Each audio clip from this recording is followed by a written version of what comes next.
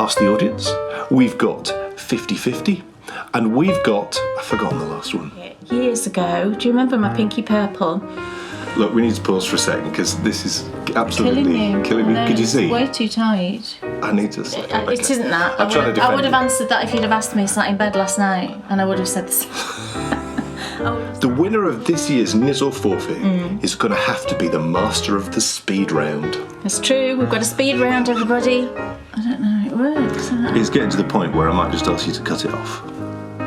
Although we were watching a very tense Hallmark in bed last night, so maybe I would have been stressed. Look! Realise I'm about to finish everything. A bird just came bombing towards the window. Kay's new show. She seems to be in the habit this year, doesn't she? Making you panic? Well, as you know, I get claustrophobia, so...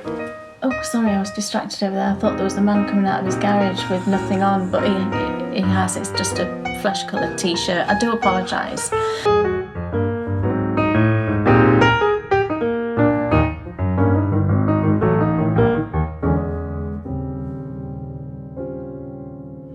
Welcome, everybody, to the Bakery Bears video show. And I can't believe I'm about to say this, but it is the start of our seasonal programming. Yes, so it is. Oh my goodness, can you believe that Christmas is just around the corner? And it is literally. I said to you... It really is. Last week... Get my finger out. Yeah, me too. But I said to you maybe last week, I think, but time... It's funny, isn't it? When it gets towards Christmas, things start to get busier, don't they? And that then means that a week ago feels like a lifetime ago. And I'm not kidding you. You're absolutely right. Since we've seen you lot, I cannot even begin to tell you. It's insane. Yeah, because not only is there the excitement of Christmas, this is, without doubt, our busiest time of the year, and we'll come on to the reason for why that is a little bit later on in the show. But the start of our seasonal programming means the return of Knit of Forfeit. 10 questions, 3 lifelines, and 1 champion.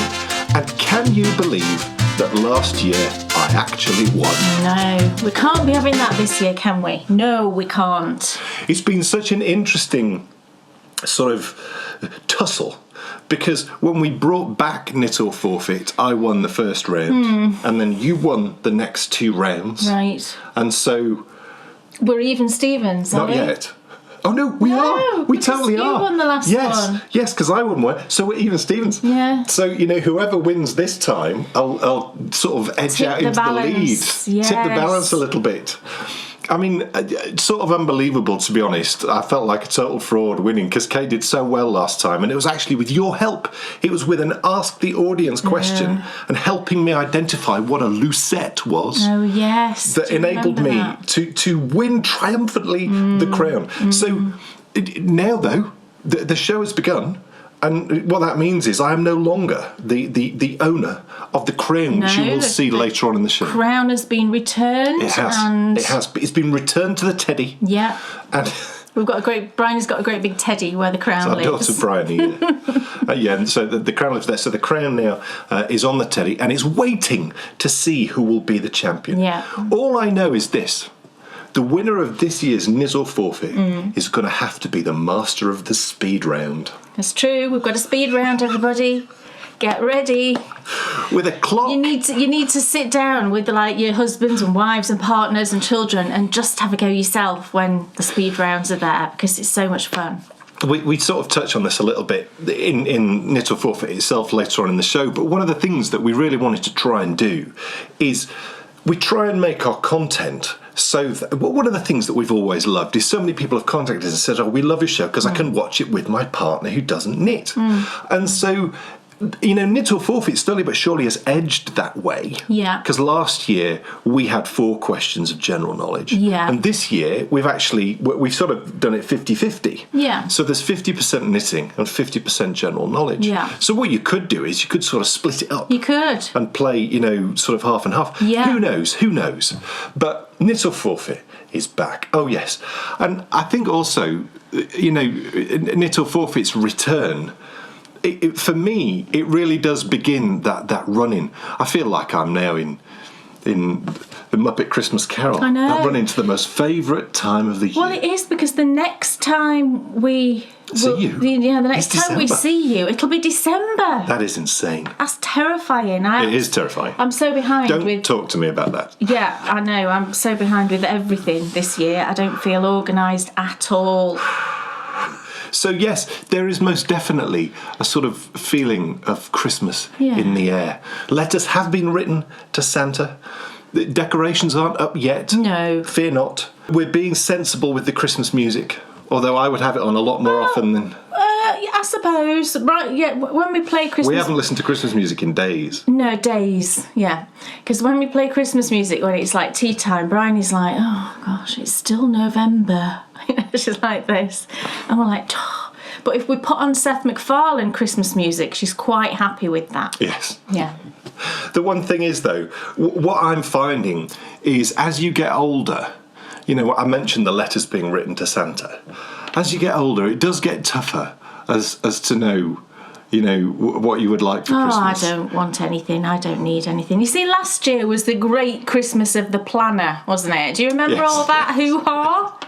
And I got the Hobonichi cousin, and I was all set to sort of, you know, I was so excited, and it didn't work. But I use a planner now that absolutely does work, and I've just set up my new one for next year. I used the Lexdom 1917 weekly planner. It's brilliant. And it's like £15 instead of $1 million for Hobonichi. Yes. Yeah. It seems like a lifetime ago since the great planner debate. I know. That was traumatic. That was a great trauma. The funny thing is, I'm sort of... as you get older with Christmas, what you find is you find yourself thinking, oh, well, it'll be nice to have that for Christmas because I need that anyway. And Yeah. that's sort of not what you should do at Christmas, isn't it? I was listening to a really interesting podcast the other day, and it was two guys, and they were talking about... It's from a few years ago, and they were talking about what they got for Christmas, and one of them, it had been like socks and a dressing gown, and the other one was like, so just like stuff that you just need generally. And he goes, yeah, you know, it's fine. And I suppose at the end of the day, Christmas is whatever you want it to be. But the other guy was saying, oh, you know, in our house we always get things not that we need, something, you know, Something fun. Yeah, something a fun. bit sort of frivolous. And because I think one of the things that's so easy to do as you get older is you lose the magic of Christmas because you don't have that sort of fun, cool element to it. Yeah, maybe Like, so. I remember so many Christmases as a child, you know, and it was like, what is it going to be under the tree? Will it be the farm? Will it be maybe a hi-hat stand for my drums? Yeah, and will it be a cymbal? I do think it changes as your kids grow up as well, you know, and they sort of no longer want Playmobil and Yeah. Sylvanian families and things like that. I think we're quite lucky, though. I think Yeah, we're our quite daughter lucky. Bryony is still very much in love with the soft toys and stuff, and so Yeah, you can she does, very much. She does very much still like all things like that, but she also is more, you know, she likes clothes now, and she never was historically bothered, but she does really like clothes now. That sounds like she and- didn't used to wear clothes. No. She did wear clothes. She didn't care what she wore. But she is now more conscious of what she wears, and she likes makeup and, you know, things like that. Look, so all of this, it's mere... It's the appetizer to the main event. Because when we saw you last time, we made a promise.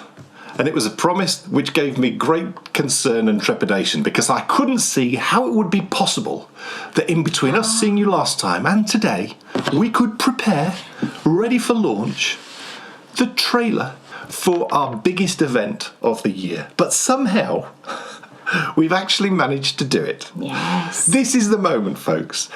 I don't know quite how, but over the course of the last few years, it's just become such a... I feel really quite humbled. You feel humbled, and you also feel to a certain extent... Pressure's the wrong word, but... We don't want Nervous excitement. It's nervous excitement because we do not want to let you down. No. Because I know we get so many messages about this, and I'm so unbelievably, we both are, so unbelievably excited about this year's Bakery Bears Advent Calendar. So that's enough waffle from me, because I think it's time that you get to see the trailer for this year's Bakery Bears Advent Calendar.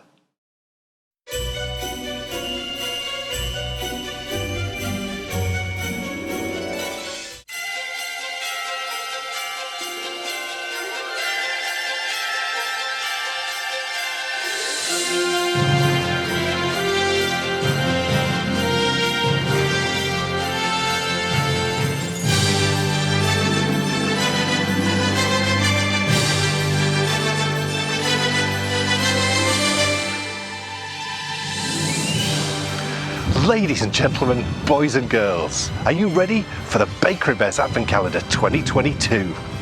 From the 1st to the 24th of December, join us every day for a very special video.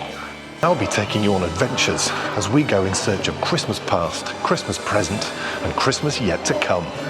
I'll also be with you as we knit together this year's Advent Mystery Knit-Along. But that's not all, because this year, for the first time ever, our Advent Calendar is themed. So make sure you join us on the 1st of December 2022. For the start of our Dickensian Christmas. It's going to be so wonderful. Bah, humbug!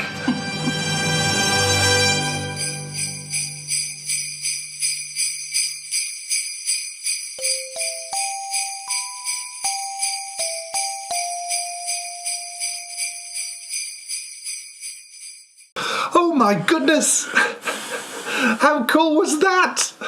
Yes, from the 1st to the 24th of December, you get to join us every day for a very special video. But yes. the cool element to this is, for the first time ever, it's themed. It's themed. Are you ready for a Dickensian Christmas? Did you catch that?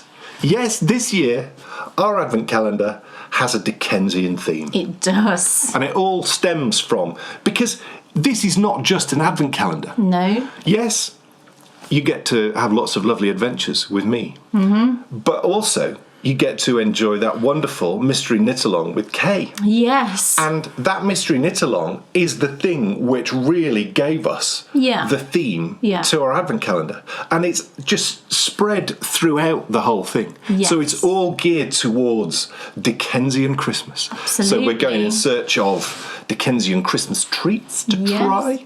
We're also, I'm going to be going in search of things from Christmas past, Christmas present, Christmas future, and all through, and we can't say anything because of course it's a mystery knit-along. Mystery. You will be doing your wonderful knit-along. I will, but because we will have started it on the next show, I will have announced what it is we're actually knitting. I'll be able to tell the world what the mystery knit-along actually is, what it is that we're going to be knitting.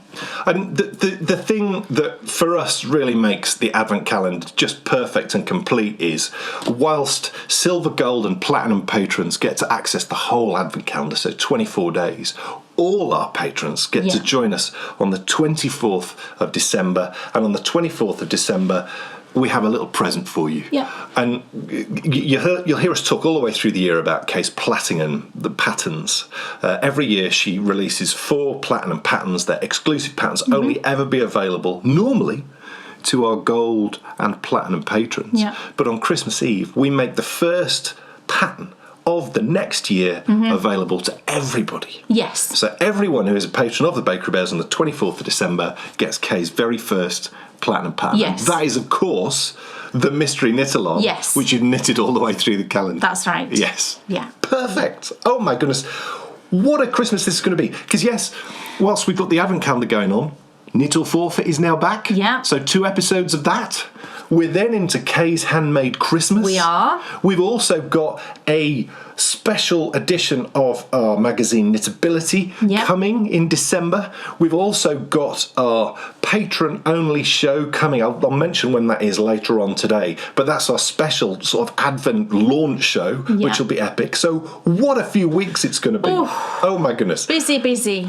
So yes, without further ado, I think it's time that I ask Kay Jones, what's on your needles?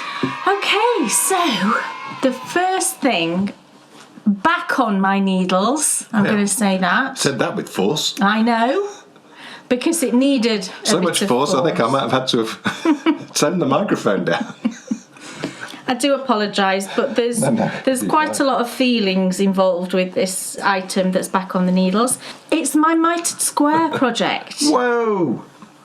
If you remember the last time I spoke about this, you had no idea what you were doing. I had no idea what I was going to do with it, because the idea that I'd had for it just wasn't working as I wanted it to. And I decided just to rip back that portion of the sort of experiment that I didn't really like and just set it aside until I decided what I wanted to do with that piece of mitered square. Then my mum saw the piece of mitered square that I was knitting and suggested to me, let's say, that I make it into a cushion for her for a birthday. Now, her birthday's coming up quite soon, and it would have meant quite a lot more knitting, because the piece I'd knit was only 24 mitered squares. It was nowhere near big enough for a cushion. So I pointed that out and said, it's quite a lot of knitting, Mum, and it's our busiest time and all of this business. But of course, then I just felt like I had to do it. So I did. So the next day I picked it back up. I figured out how many more I needed to knit, and I got on with it. And I really and truly didn't have the capacity to do it. So what I've been doing is literally every sort of 10 minutes that I've had that have been spare, I've been working on this. And by some miracle, in the last week, I've managed to get it to the point where I only need to knit one more square. Do you know what this feels like? It feels like a Hallmark movie. Oh my goodness. And it's called Christmas K. Christmas K. Yes. Not USS Christmas, which we're currently watching, which is very good.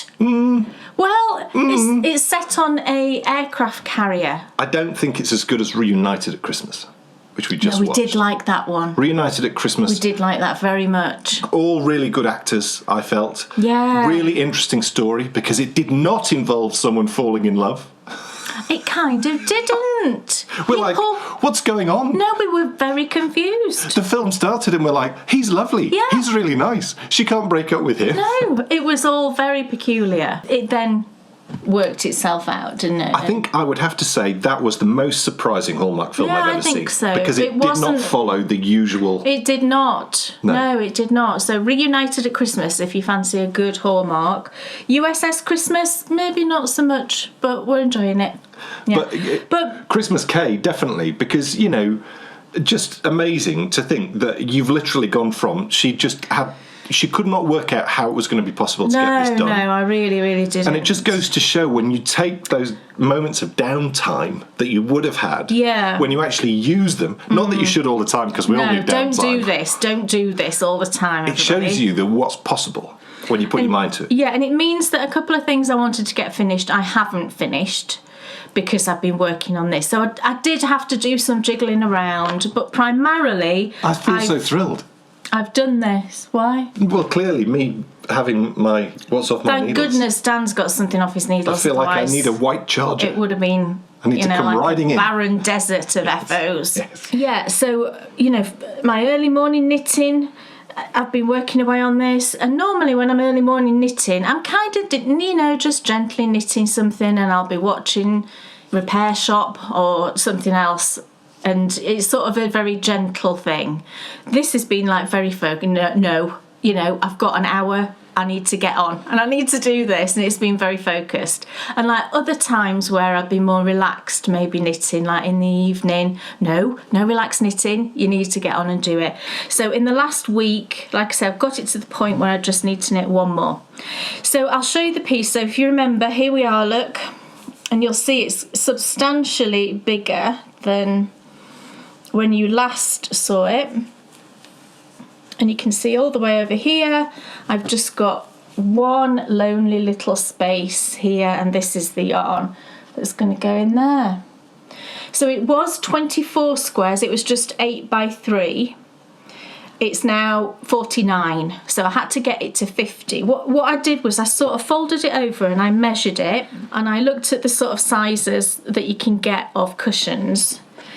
And I thought, it's got to be a decent size. There's no point just trying to get away with doing a teeny tiny cushion. That won't wash. So I worked out that if I did it 10 by 5, so 50 squares, that will give me, folded over, that will give me a square. So this is like one side, look. Can you see that's a nice size cushion? This is about 14.5 inches square, and I can get a cushion pad that's 16 inches square. So that allows for a little bit of stretch, because you do want it just to stretch out a bit. It's like kind of negative ease on a sock. It's the same kind of thing with a cushion. You don't want the cover to be really baggy. So I figure a 16-inch cushion pad will work really well. And I've got them, there's one right there that I've had for years. Do you remember I was knitting a pinky purple mitered square blanket years ago. Do you remember my pinky purple? And I got to the point of just I'd had enough of it, and I made it into a cushion. And I use it every single day, and I love it. It's right over there. That's actually slightly bigger. There was more mitered squares in that. I think that one was 6 by 6. Looking at it, each side was 6 by 6. This one is 5 by 5. Oh, I sound like Buffy. Does anybody know Buffy? That's a Buffy reference, 5 by 5. Yeah, so there's 50 altogether, and I've just got that one missing. So this is one side, and then this is the other with just the missing square in the top corner. So I stuck to sort of autumnal looking colours for this, which I think is really lovely. And I think the reason it drew Mum's eye is because her sofa, I think it's either like a maroon or a brown, I forget now. But she just thought it would look really nice on the sofa, and it absolutely will. So the brown yarn I dyed myself. And then actually quite a lot of the yarns, that one I dyed, that one I dyed, that one I dyed. You know, there's quite a lot. There's quite a lot that are mine.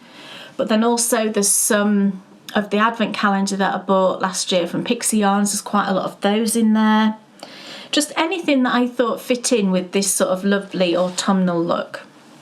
And you don't typically see a sort of checkerboard like this with a dark colour, do you? It's usually like a light colour. So I think it's really nice to see.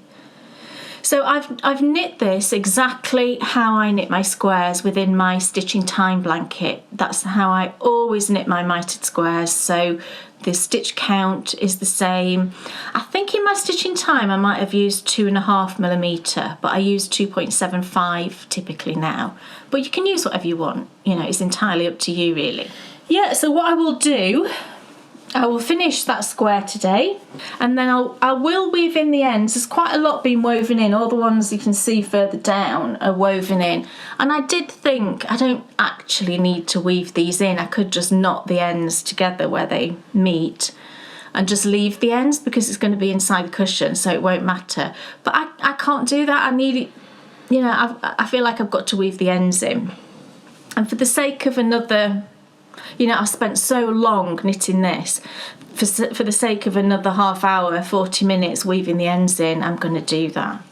Because the other thing I did to sort of figure out that I could do this within the amount of time that I needed to was I kind of timed myself roughly on how long it took me to knit a square. And it takes me about 45 minutes to knit a square. So when I figured that out, and then I realised right at the beginning I'd got 26 squares still to knit, I was not in a good place in my head. And I was like, right, okay, just break it down into small manageable pieces, and that's how I've done it. And I'm almost to that point. So all I will do to make up the cushion, I'll show you the cushion next time because I don't actually need to post this until the very end of November, the beginning of December. So I will show you the finished cushion next time. I'll be able to do that, and then I'll send it off. All I will do, so it's folded over like this, and then I will seam 2 of the edges because there's 3 edges that are open. So I'll seam 2 of them, and I'll just use mattress stitch to do that. And then I will put the cushion in, and then I'll seam the top edge. I don't put a zip in or anything like that. I never have done with any of the cushions that I've made. And I know that means you can't actually take the cover off and wash it, but you can spot clean it if there's a problem. And ultimately, if you really wanted to, you know, if there was a serious problem and you really wanted to wash it, I could just undo the stitching on one edge, take the cushion out and wash it. I've never had to do that with any of the cushions because I don't think cushions really get dirty, do they?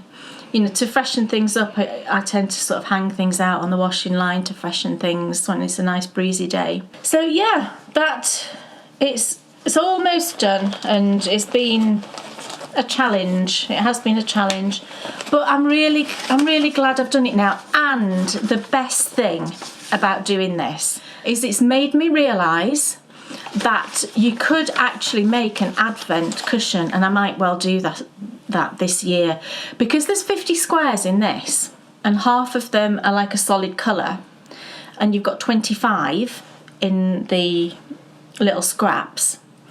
if you had an advent calendar, and I actually have got an advent calendar that I've made for myself this year that is 25 minis, then you could actually make a cushion, because I've weighed this, and with one square left to go, it weighs 180 grams. So I worked out that means each of my squares is about 3.6, 3.7 grams. So it means that you can, what I'm saying is the sort of neutral square, so the brown in my case, you just need one skein. So if you had one skein of a neutral and then an advent calendar, and even if it was 24 minis, you could just use one of the minis twice. You know, one over here and one on the other side or something, so you couldn't tell you'd used it twice. Then you can make yourself an advent cushion. And I think knitting 2 mitered squares a day, I know now from experience of knitting this, that would be fine. I could easily manage that. So I might do that this year. So that's been a real positive that I'm taking from this project. But I will show you the finished cushion next time. Dan Jones, what's on your needles? So the self-contained knitter came back for a special episode after a long break because of the summer of stitching. And then also as well, it got bumped on even further because then we had the wonderful Sockoween. But yes, I was back with a brand new episode of Self-Contained Knitter, touching on all my colourwork projects and also talking a little bit about what I might like to do next. And I came to the conclusion, which was supported by my sort of crew. We need a special name for the Self-Contained Knitter crew because it seems to be a small regular group who watch every show religiously, which is so sweet. So thank you all so much. And lots of people suggested that I should knit a 4-ply. Is that right? Yes. Good. 4-ply? 4-ply. Is that fingering weight? Well, that's debatable. I don't think 4-ply in this country is the same as fingering weight. So I think it's a bit thicker than fingering weight. So where's 4-ply from then? Is that not really an English thing? No, it is an English thing. Oh, okay. Is it a global thing, 4-ply? Well, I think in other countries, if let's say in America, if somebody said a 4-ply, I think you might think 4-ply and fingering weight were the same thing. And sometimes people do say 4-ply when it's fingering and vice versa. Right. Personally, I think a traditional 4-ply, which is what Dan's using, I think that's thicker than a fingering weight yarn. So look, the conclusion was that I should knit a Jameson and Smith yarn into a 4-ply / fingering weight tank top. Yes. Because I have had a growing desire to knit a sweater in fingering weight or equivalent, but I just didn't think, I'm not at the level where I could do that for myself because I'm too big. And also, what I couldn't get my head around was the prospect of having to knit the whole body and then all the sleeves and all of that was like, I'm just not going to do it. So it was Kay who said, well, actually, why don't you just do a tank top like I'm doing with the stacker that I showed you last time? But of course, that's with Let Lope, so it's thicker. Why don't you just do that for me? So I was like, this is it. Brilliant idea. We found the solution. I think it eases you into a 4-ply garment. It does, but I don't want to go as far as to say eases me into. I just want to say I'm going to knit these, and if ever I feel like I want to knit something more than this, well, absolutely, because it's an awful lot of knitting. I have to say, at this moment in time, I'm not going into this thinking I'm going to use this as a stepping stone. No, I'm thinking, actually, what I might like to do is if I'm knitting something for Kay or Bryony or other members of the family, female members, then perhaps I will knit them a fingering weight vest. Yeah. So Kay found that you tried lots of patterns. Oh, I did. We supported lots of designers by buying lots of patterns. I bought quite a few patterns because I looked on Ravelry and I bought a few thinking they would work, but when I actually looked at the patterns I was just like, I'm not sure. And then I found this one, and because the issue was, right, And we made a decision on this in the end, which This we'll one tell you about. is this one. It's the Roosty tank top. Yes. I didn't even know the name of it until today, and I've been knitting on this for days. It's by Ella Gordon. It's quite a new pattern, I think, actually. But the reason I was sort of struggling to find a pattern was because, generally speaking, garments like this are knit in the round and they're steeked. So the neck and the arms are steeked, and then you cut the steeks open. And we have experience of steeking. We do. It was a little bit scary. Yeah, it was a bit scary. So I was like, oh, I don't know if I want to do that. So I thought, you know, should I look for a pattern that isn't steeked? So we did, but there wasn't very much. Wasn't very many, and I did buy one that wasn't steeked. But then I decided, you know what? I think knitting Fair Isle on the purl side would be more challenging than actually steeking. Yeah. So we came to the conclusion we decided to go with the steek one. We decided, that actually the steeking part is quite a way off. Yeah, thank goodness. So he's got plenty of time just to work on this in the round and do all the lovely Fair Isle. And when we get to the steeking part, we'll just work together on it. So what are the yarns? Well, the yarns are Jameson and Smith, which is what everyone on the self-contained knitter suggested, which is lovely. These are the first two colours which I'll be using, and then there's lots of other ones which will come in as the pattern goes through. And slowly but surely you'll get to see more and more of them as I get to that stage. So this one, the brown, this is the main colour, the brown, and this is number 4. I think it's called Moorit, the sort of name. And then this one comes in next, which is number 3. And then the other colours that I went for, there's a red, there's a cream, and there's a pink. So beautiful. So just to give you a sort of idea, because I'm sure lots of people are thinking, oh, how's he doing? What does he think? Well, it took me a whole episode of Quantum Leap to cast on. Yeah, it did. And I wasn't watching Quantum Leap. Yes, my ears were there, but I was concentrating completely on the knitting. Yeah. And because I have twisted my knitting a couple of times when I've been casting on in the round, I said to Kay, look, you just join for me, because I don't want to get around 310 stitches and then realise I've twisted it, because I think I might throw myself out the window. Kay added one stitch which I'd missed. Or did I add it? No, there was 309. I had to count twice. There was 309, so I added another one. You added another stitch, and then I joined in the round for you, and I knit about 3 stitches. Yes. And then passed it to Dan. Full disclosure. So that I knit 3 stitches. She knit 3 stitches for me, and she she joined in the round. Joined in the round. Because I really did not want to mess this bit up. Mobius was not going to enter the building. First go, it's got to be right. So I've done a few rounds, I can't remember quite how many, but you can sort of see. You may laugh. Sorry. I think I've done 4 rounds. Yeah, I know. 4 times 310. It's a whole. Yeah, I know. It's a whole different kettle of fish. I wonder how many stitches. Knitting a thick Aran weight, isn't it? I mean, I'll tell you what's interesting. I wonder how many stitches are in a sock, a fingering weight sock. Altogether. Oh, yeah. Gosh, I don't know. It depends on the size and the leg length, and it'd be interesting to know, wouldn't it? How much? Because it's going to be. Because if it's work it out, 310 roughly. Stitches, and I've cast on, and then I've definitely done 4 rounds. Yeah. That's a lot of stitching. And it's twisted one by one. It is twisted. Now look, how am I doing? It's fine. It's fine. I mean, I feel like I'm knitting on the edge, which, as you know, I like. And, it's interesting knitting ribbing on the edge. And when I say, what do I mean by on the edge? Well, it's a lot of things.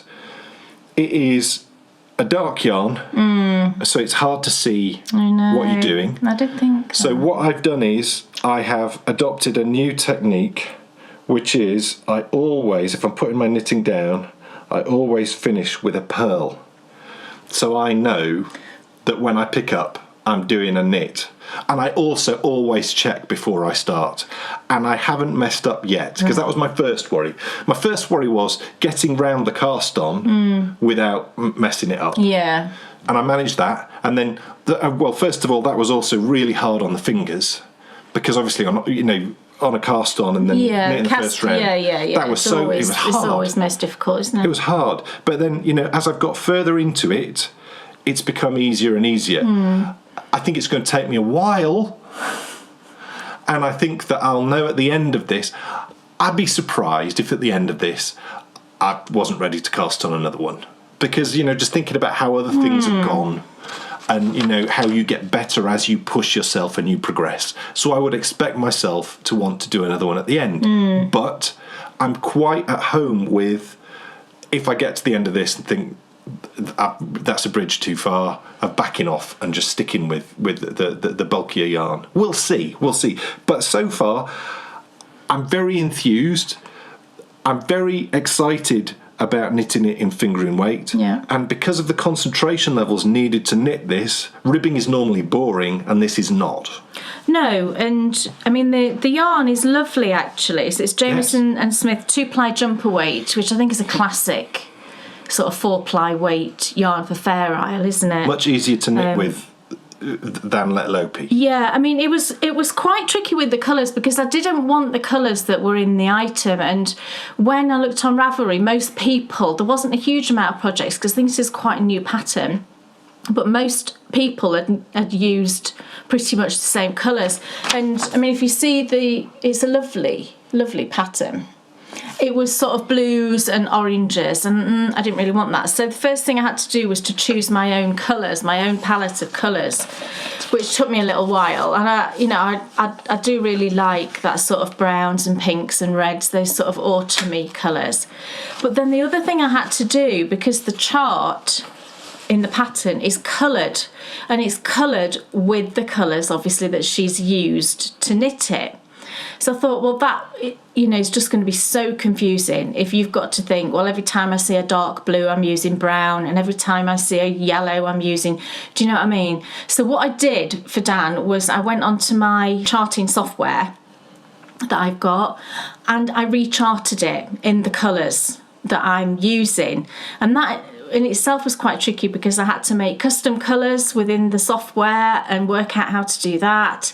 But I've done that for him, and he's got the chart now with the colours. And the good thing about doing that was I can sort of see what the colours look like. And it's really pretty. I can't show you the chart, unfortunately, because it's a paid for pattern. But you'll see it as Dan sort of progresses with it. And the yarn's lovely. It's way softer than Let Lopi. And, you know, I have used this yarn before. It was years ago. I can't remember why I bought a couple of balls.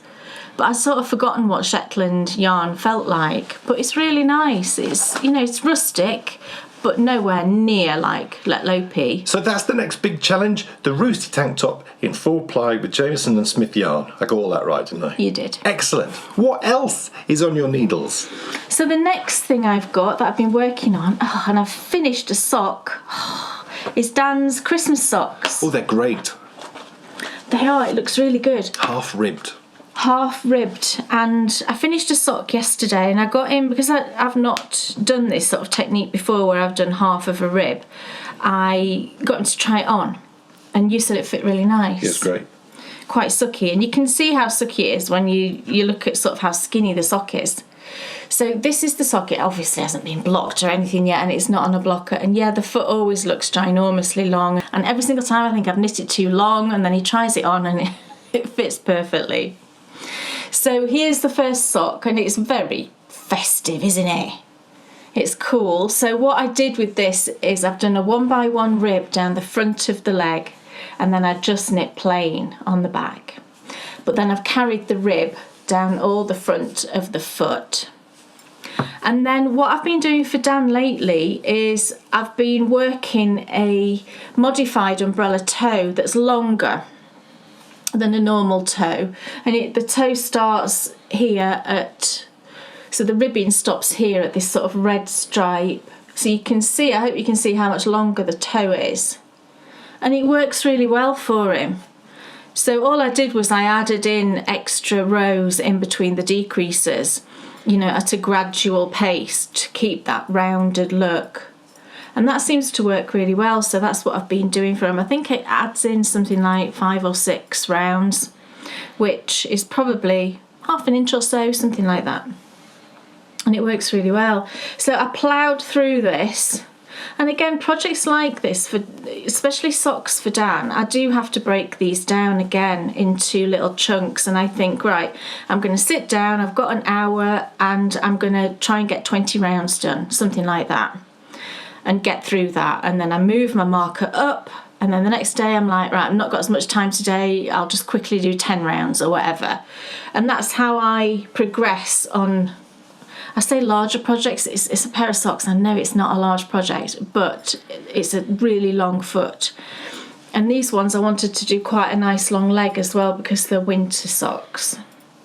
So the yarn that I'm using is from Stylecraft, and it's Head Over Heels. And this colour is Cupid. Now this came in a set, I said last time, this came in a set of 4 yarns, in like a pack of festive yarns. You can, well, 2 weeks ago when I last said you could still get this from Lovecrafts, I haven't checked more recently. I like the yarn, I don't love the yarn. The reason I'm saying that is because I have had quite a lot of areas where the yarn goes really thin. Do you know, like where it's I don't know what it is, you know, that each of the individual plies must all just be thinner at that point, and you get a little section that's like super thin. And each time I've like knit one of those sections in, I'm like, oh, you know, should I cut this section out? I'm just a bit worried about it not wearing as much. And I didn't, just because I thought this is just going to be such a faff to do this, to cut and weave in. And it would also affect, even though it was a, you know, maybe this much, it would also affect a little bit the striping sequence. I didn't want to do that. So I just went with it in the end, and I just thought, well, you know, let's just see how they wear. So I don't think I would buy this yarn again because of that. Because I do like, when it's for socks, you know, I do prefer a consistent yarn. So, you know, Reggie is always brilliant. Opal's always really good in that respect. I don't normally encounter that kind of a problem. So we'll just see how the second sock goes. I think it probably happened maybe 4 or 5 times when I was knitting this one. The other thing was I was worried about the amount of yarn I'd used, because I've just used the same yarn all the way down. I was like, oh, am I going to have enough? But when I finished this one yesterday, I quickly went and weighed it, and I think it was 46 grams, and I've got, I think, 52 left. And I thought, well, that doesn't add up to 100. So I put both bits on the scale, and it was 98 grams, so it wasn't quite 100 grams as well. And I thought, I haven't used any of this. I'm certain I haven't used any of it. I'm positive I haven't. So it did weigh a little bit light as well. But I will have enough anyway. I'll probably have about 7 grams left over, so that's all good. So I've got one sock finished, and then the second I finished it, I cast the other on, and literally I've done 1.5 rounds. But I just wanted to get it on the needles because that's half the battle. If I think to myself, oh, you know, there's a sock in that bag and I've not cast on the other one yet, I don't know why, it's just a bit of a block for me. So I got that one cast on, I've done 1 round, but it's on the needles, and I've got sort of this much left. When you see it in the cake like that, it doesn't look like it's going to be enough, but I weighed it, you know, and it's telling me it will, and I'm just hoping I don't get too many of those thin spots. Do you know what makes me wonder? You know, the thin bits that you mentioned? Yeah. And I don't know how yarn, this is mass-produced yarn, isn't it? Yes. I don't know how mass-produced yarn is packaged, but you would assume if they know the weight, they do it by length. Yeah. Well, if you've got a dodgy patch which is going super thin at certain spots, Oh, it's going to weigh less. it's going to weigh isn't it? less. It's going I to just weigh wonder less. if there's been some weird. I bet that's what it is. And that's why they've given you the length which should be there. Yeah. But because of the thinness, Maybe that's what it is. Yeah. they don't call me the Hercule Poirot of knitting for nothing. No, I know, you In are. fact, they don't call me that at all. You are. But I mean, I'll see how these wear really before I decide. But at the moment, I wouldn't run and buy this again. It's not very expensive yarn. So, you know, you've got to think, okay, you know. So, I don't know. You know, if you didn't want to spend a lot on your sock yarn, it looks lovely, really fun. It's nice to knit, but just, you know, I don't know if I just got a dodgy ball or if that's a common thing. I'm not sure. I just would suspect it was a dodgy ball. Maybe so. I'd like to think that it was. If you've knit with it, you might have had a different experience. It just sounds like it might be the case when you sort of add up it being underweight. Yeah, maybe so. Because the other thing that you wouldn't expect from mass-produced yarn is for it ever to be underweight. Because it's all No, done I've never had that. No. I don't think I've ever had that before. There's something fruity going on here, isn't there? Something weird. Yeah. Hey. But I'll carry on, perfectly. I love the way it's knitting up the stripes. I think are great fun. I love the colour of it. I just wish it was a Regia. But that's fine. I'm going to knit the second sock. So I feel like a complete fraud now. Do you? Yeah, because... Oh my gosh, this is so close to being finished. This is really finished. So what I'm not going to do is show you this now and then suddenly show it to you again when it's finished. Are you not? I don't think I should, because you'll have enough stuff coming off anyway. We can show them finished, it won't. Well, maybe in a... Well, I don't know. I sort of just want to give them to Bryony. No, they're for a Christmas. Oh, okay. So we've got time. Yeah, they're for a Christmas. So forget it. Forget it all. Forget I said anything. It's the Moss Eccles socks. So there's the first sock. Lovely. It's been a joy to knit. And now, of course, it's all about what I knit next. This is it. I don't like finishing projects because I just get stressed out because it's like I need another sock to knit. Help. I've got a few patterns out there, darling. How many is it? 90 something? No, that's probably in total. That's crazy. That's no, it's not that many. I've not got. This might be 60 odd or 70 in total. All your patterns. Yeah, I think so. I've not got 90. I feel like going to count them now. Oh, but with platinum. Yeah, I think perhaps it might be. It might be with platinums. Yeah. Ignore me. So look, what about the second sock? I've got ages to go. Look, it's finished, isn't it? Really. Unbelievable. Now I made some mistakes in that first one.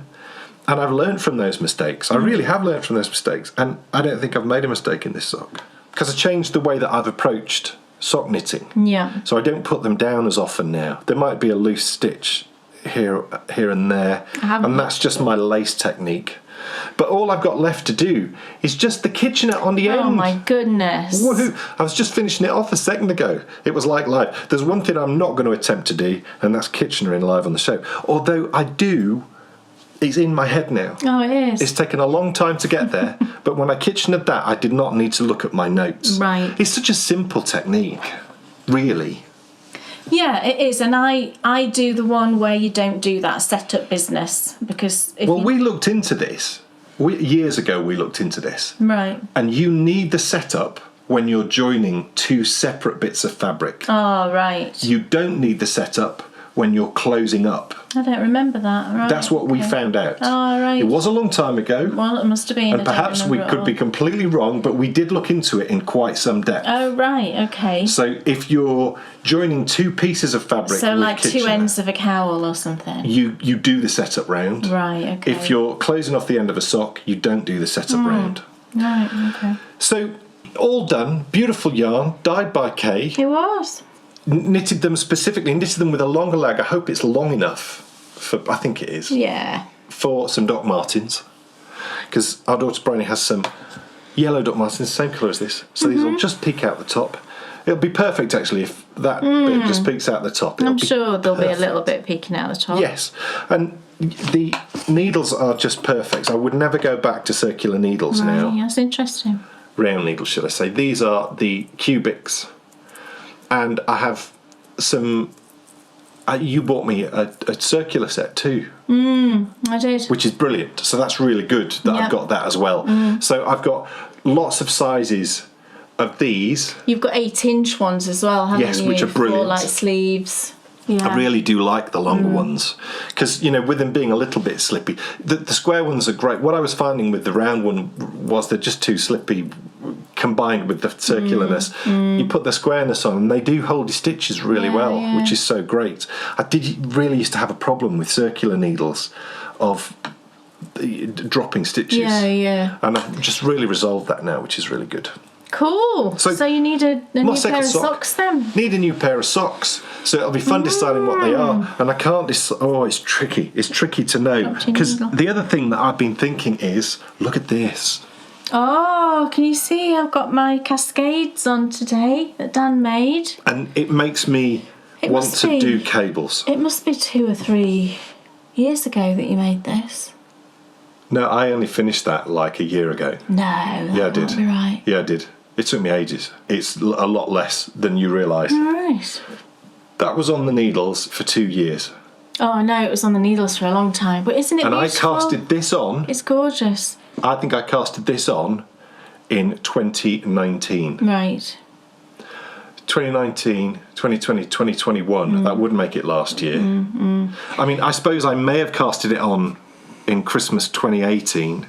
Well, you might have. 2018, 2019, 2020. It's a beautiful job, and I said to him this morning when I put it on, it's just amazing. You know, I love the raglan decreases. I think they're really pretty. It's so involved, and it's patterned all on the back as well. Loved it. And you've got these things going down the sides, and you know, it's an intensely complicated knit, and you did a brilliant job. Loved it. I would definitely do something like that again. Cascades by Michelle Wong. Yes. Yeah. Cool. What else is on your needles? Okay, the last thing is my cowl that I've been working on at bedtime. Do you know I started a cowl with the yarns that I dyed on the last show, and I've made a change since then because I realised that although I love the red, I love the green even more, and I just wanted to see more of the green. I was originally going to stripe it with the red all the way up, and I decided that what I was going to do is just put 5 stripes at the bottom,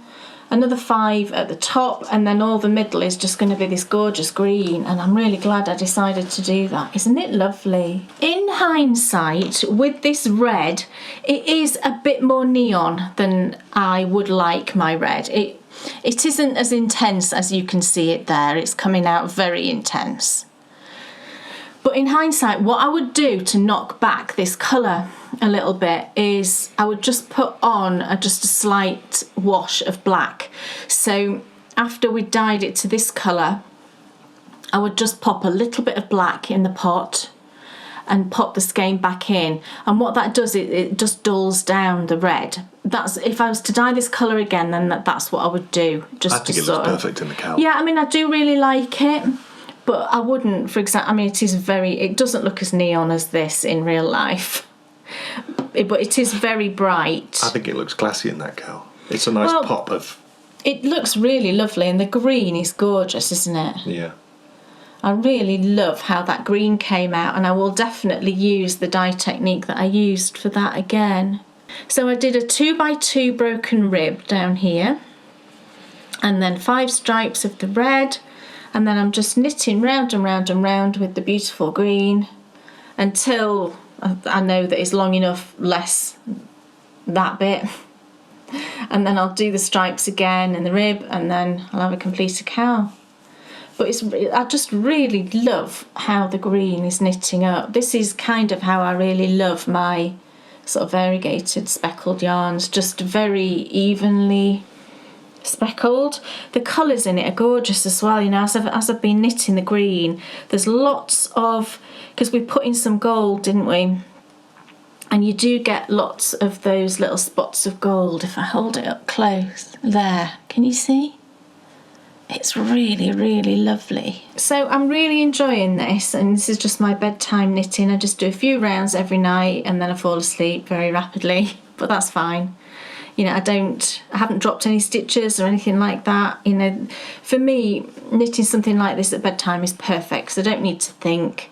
I don't generally really enjoy that much not looking at my knitting. I do really enjoy looking at my knitting. But I have just lately, I have been just I think I've been doing it subconsciously or unconsciously, whatever the word is. I'll do a few stitches without looking, and then I'll look back down. And Why? I don't really know why. I'm not even sure why. Maybe it's that something, maybe I did it one time not thinking because there was something I really wanted to see on the screen. Because I generally just listen to what's going on the screen and then just look up occasionally. But I don't necessarily think it's something that I will train myself to do. Like I do see people just, you know, knitting and not looking at all. And that each to their own, obviously, but I just can't get my head around that. Why would you not want to look at what you're knitting? I can't. I suppose you might not want to look at your knitting if you have to produce a lot of knitting. Maybe, yeah. So if you're in a position where I have to churn out all of these things, maybe for Christmas, who knows? Maybe that you've looked at the time that you've got available, and that you're going to have to knit a vast amount of time. Well, so if you could knit and not look, you can still be engaged in the world around you while still producing. Yeah, or maybe the yarn. Maybe if you're just knitting in the round and it's a plain yarn, boring. It's not very interesting to look at, is it? But I very rarely do that. As I've said loads of times, a huge part of the enjoyment of knitting for me is the yarn, and I want to look at the yarn. I want to see what it is that's appearing underneath my needles. I'm the same as you, but for a different reason. I get great joy from seeing lovely, even, perfect stitches. Yeah, the stitches. Yeah. Even if it's in a dark yarn, it doesn't matter what it is. So it's sort of the same thing, really. Yeah. But you're getting off on the colourways and how they look, because it's just so pretty, isn't it? I wonder if an element of that comes from the fact that you're such a great dyer and you can understand how something is created. I don't know, because I do it even if I've not dyed the yarn. I'll still do it. Of course you would. It's like a musician analysing music, whether they're performing it or not. It's just interesting that, I don't know how. I'd love to know at home. What are you looking at? After you've knitted something, you're looking at the fabric, you're looking at the colourway. Where do you get your enjoyment from? The things that you're knitting. Maybe it's because there must be loads of people who the enjoyment is casting off. Maybe so. And then there must be loads of people whose enjoyment is casting something new on, because loads of people have tons of projects on the go, don't they? Yeah. It's interesting. Very interesting, yeah, because everybody's brains work differently, don't they? And, you obviously do what works for you and what is most relaxing and comfortable for you. Because I can't imagine that all the knitters in the world are either like you or me. I'd love to know. I'd love to know. Yeah, Is it a huge proportion are looking at the colourways like you? I don't know. Or is a huge proportion looking at the fabric that's appearing underneath like me? Or are we in the minority? Oh, are we in the minority? And do most knitters prefer to be able to knit without looking? Or maybe that's just a skill that emerges because through time, but it's never emerged with me because I've never. It's something that's just never entered my head. No. I could teach myself to do it, I guess. But why would you, when, like we've said, we get so much enjoyment out of, the things that we do. And at the end of the day, as I was told by a specialist all those years ago, when we used to go over to the hospital in a nearby city, he said that the relaxing nature of what you're doing is helping with the recovery.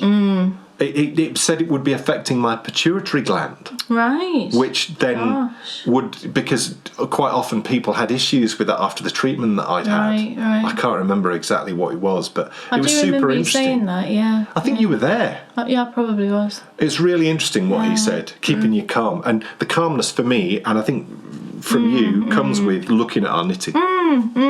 Absolutely, yeah. And like the mitered squares in particular as well, every time I add in one of the coloured squares, I just love seeing all of the colours, and because they work up differently because you're decreasing stitches, aren't you? So even if you had a yarn that would normally pool, more than likely in a tiny square like that it might not do, because you're constantly decreasing stitches and changing the stitch count. So yeah, I just love it. For me, it really is all about the yarn. I think for me, I love the thing I produce, but I just love seeing the yarn, how it knits up. Yeah.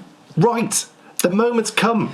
Last year I was victorious, but for the 2 years before that, as we established earlier on in the show, it was Kay who retained the crown. The crown now removed from my head, and it's time to find out who will win, who will be champion of 2022. So without further ado, it's time to watch the first in a brand new little season of Knit or Forfeit.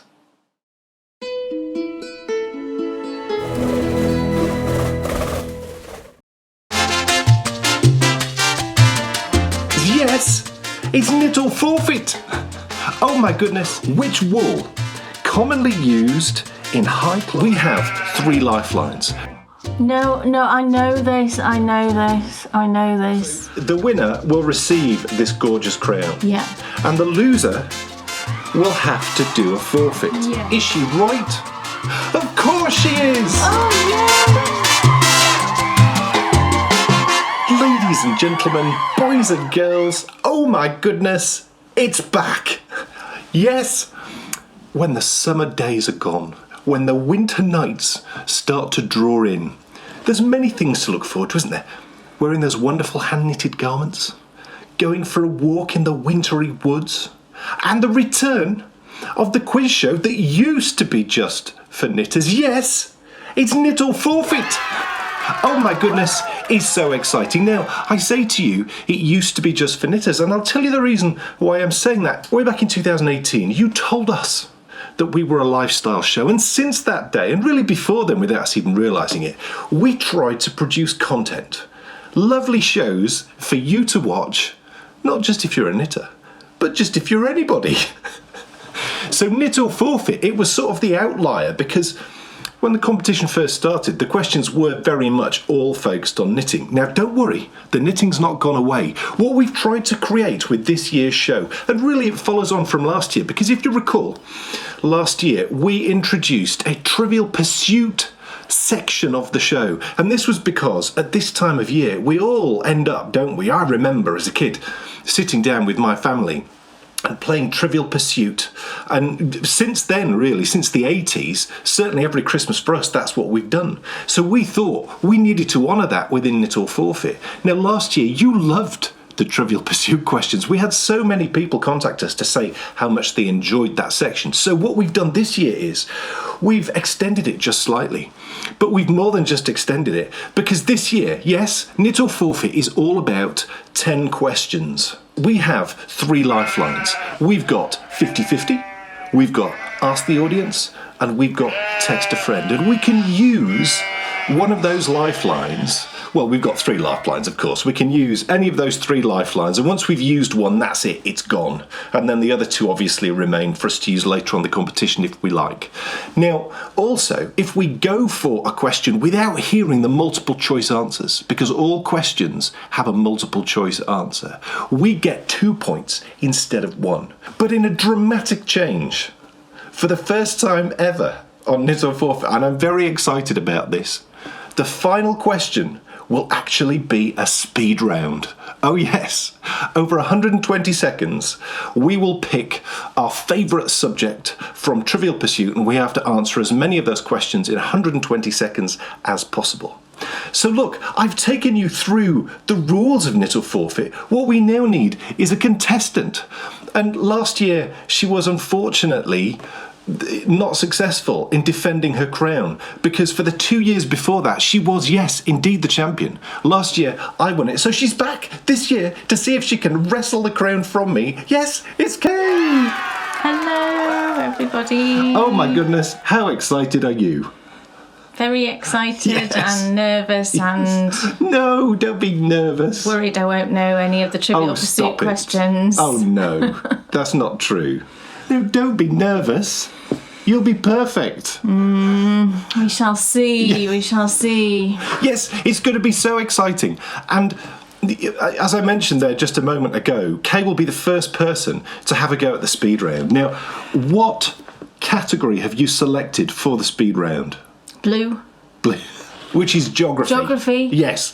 And which year have you gone for? Have you gone for 1991 questions or 2014 questions? Well, I'm going to go with the 2014 geography questions. So the newer questions. The newer questions. That is, of course, though, coming up in question 10. Before that, we have 5 knitting questions and we have 4 Trivial Pursuit questions. Now, what we've done with the Trivial Pursuit is to continue our celebration. And we do actually prefer the old questions. We do prefer the old questions because we're old. We also think it's important that we do try and embrace the new 2014 year. Yeah, well, that's new for us. 10 years old. Oh, yeah. yes.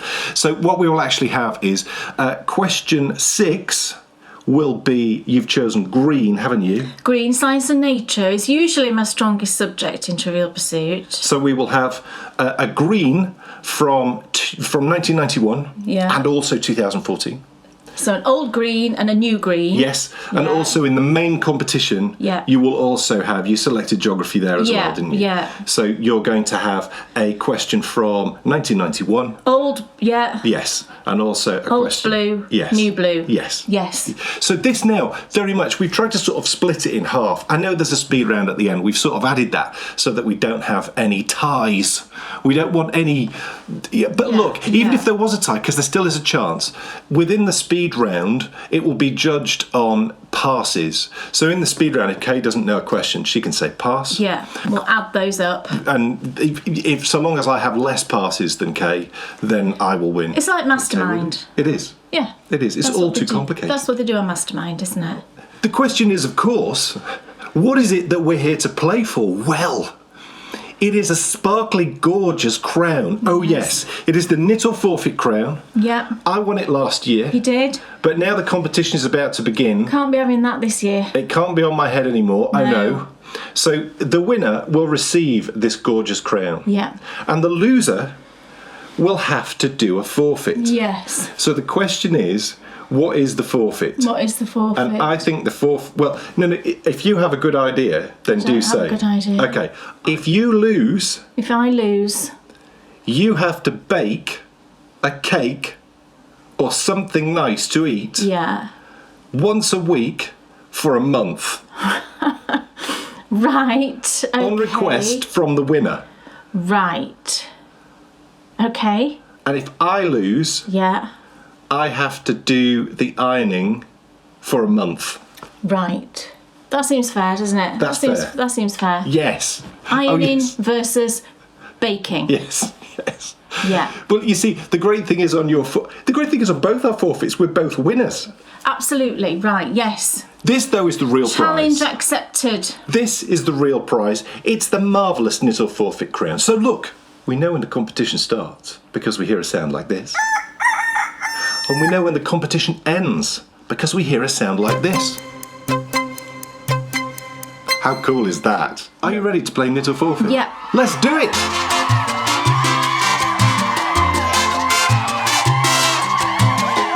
Okay, this is it.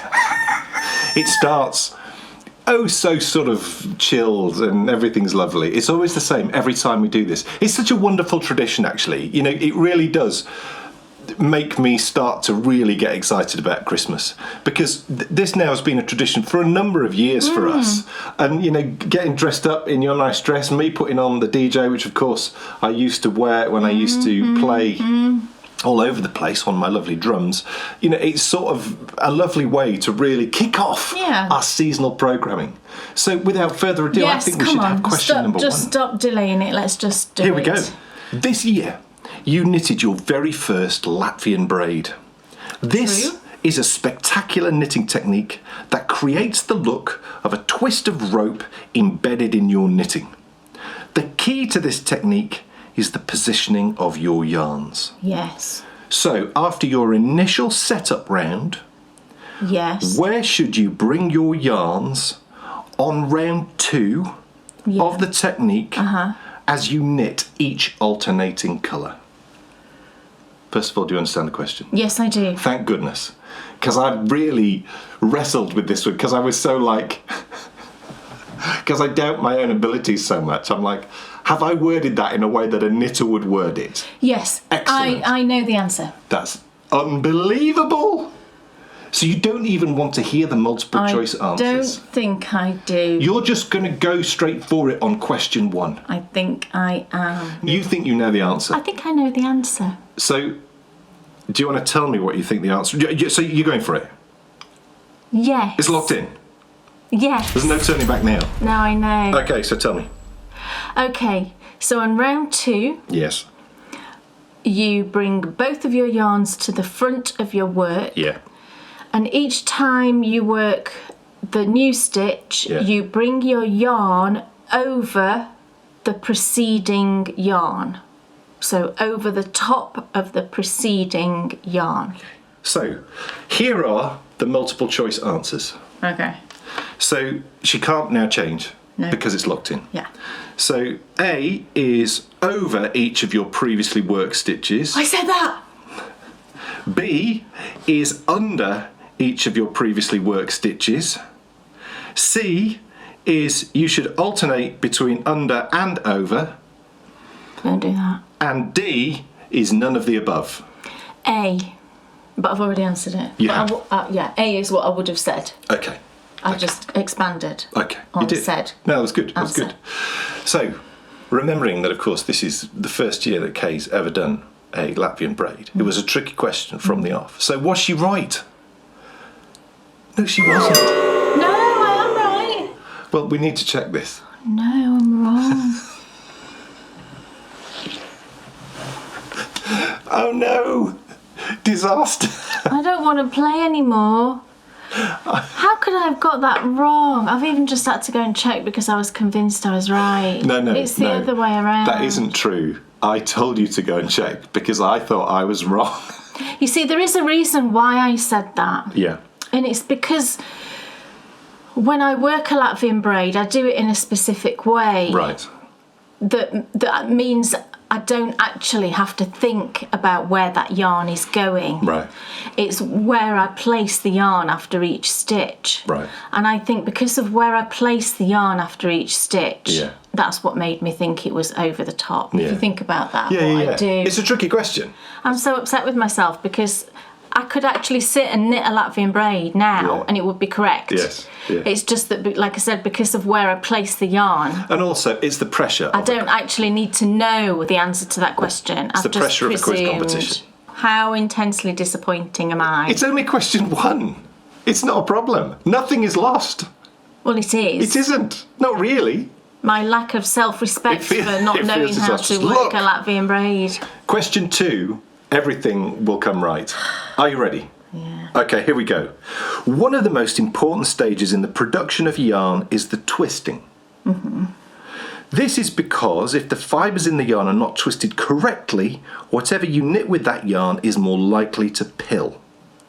There are 2 types of twist, an S twist and a Z twist. Right. Can you tell me the one obvious difference between each of those twists? Well, I think so, but you better give me the answers because I don't trust myself at all. What do you think it is then? Well, I think it's called an S and a Z because of the way that the yarn, so one's clockwise, one's anti-clockwise, as I understand, and one, the twist looks like an S, it goes like an S, and the other goes like a Z, I think, but I better have the answers. Okay, so she wants to hear the multiple choice answers. I do. Okay, so is it A? If the wheel is spinning to the right as you look at it clockwise, that is a Z twist. And if the wheel is spinning to the left counterclockwise, that is an S twist. Okay. Is it B? An S twist includes silk and a Z twist does not. Is it C?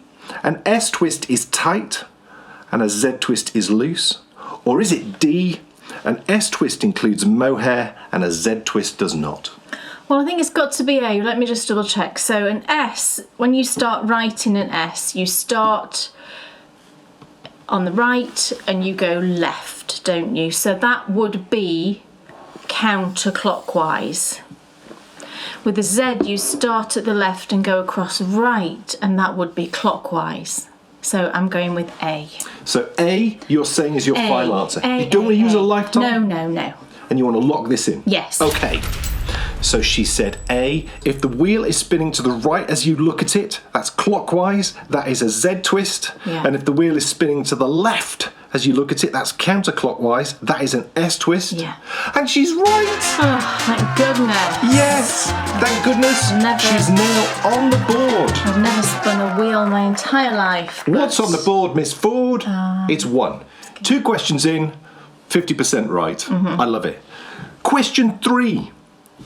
Spool knitting, corking, French knitting, or tomboy knitting Right. is a form of knitting using a spool and a number of nails around the rim to produce a narrow tube of fabric. Yes. I think it's fair to say it is known most commonly as French knitting. Yes. Here in the UK, I used at to least. do that when I was little. Yes. But how did it get that name? Well, it produces an I chord, doesn't it? So I'm guessing that maybe that I chord was then used to trim fabric in France, but some particular fabric in France. But I honestly don't know, so I'm going to need the answers. Okay. Is it A? It was Marie Antoinette, the last Queen of France's favourite hobby. Is it B? It was invented in Marseille in the 17th century. Is it C? The hats worn by many of the participants in the French Revolution were made using this technique on a larger spool? Or is it D? It was popularised in France after the First World War. I don't think it's D. That's too vague, isn't it? I totally remember getting these in Christmas stockings. Oh, I used to do this all the time. I used to mine looked like a little dolly. It looked like a little doll, and it had like points coming out of the top. You could do it with a cotton reel and nails, I think, but I used to make this big long I cord, and then I would twirl it around and around and around, and you could keep and sew it, and then eventually started to go up like this, and I made a bowl. Wow. Straight bowl out. Gosh. So, can I have the first three again? Yes.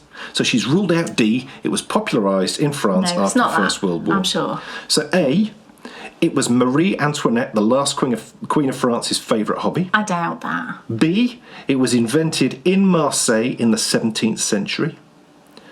C, the hats worn by many of the participants in the French Revolution were made using this technique on a larger spool. I honestly don't know. I really It's a don't tricky know. question. I don't know whether to go 50-50. All right, let's go 50-50 then. Okay. Go on, why Okay. not? So we're going to take away. Well, I'm not going to take away. We randomly do this and get the questions. Random taken away. number. Yes. Yeah. Yes. You are left with A. It was Marie Antoinette, the last Queen of France's favourite hobby, Okay. or C. The hats worn by many of the participants in the French Revolution were made using this technique on a larger spool. Well, I've got to go with the hat thing then, haven't I? Watch it be Marie Antoinette now sat there doing French knitting. I can't imagine that, can you? I'm going to go with the hat thing. Okay. C. Locked in? Yes. It's locked in, baby. There's no turning back now. Kay said C. The hats worn by many of the participants in the French Revolution were made using this technique on a larger spool. Was she right? Yes, she was! Woohoo! How cool is that? Someone was going to tell me that Marie Antoinette loved French knitting then.